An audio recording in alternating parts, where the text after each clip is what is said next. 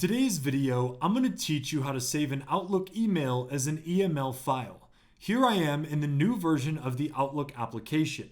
And from here, if you want to save an email as an EML file, you can do it in two ways.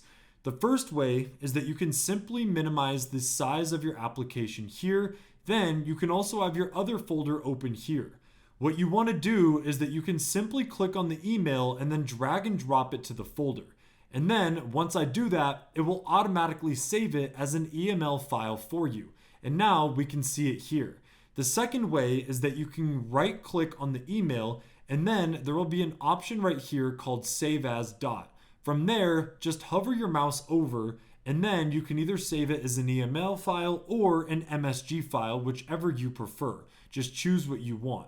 But since we're focusing on saving it as an EML file, we can go ahead and click Save as EML. Then it will be downloaded.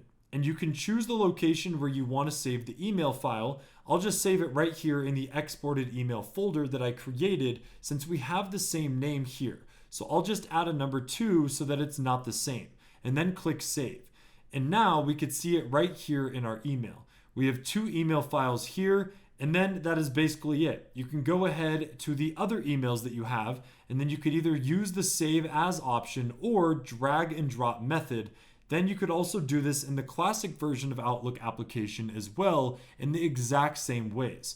But there you go. That is how to save an Outlook email as an EML file in both ways. It's very simple and easy. If you found this video helpful, make sure to drop a like and make sure to check out our other tutorials.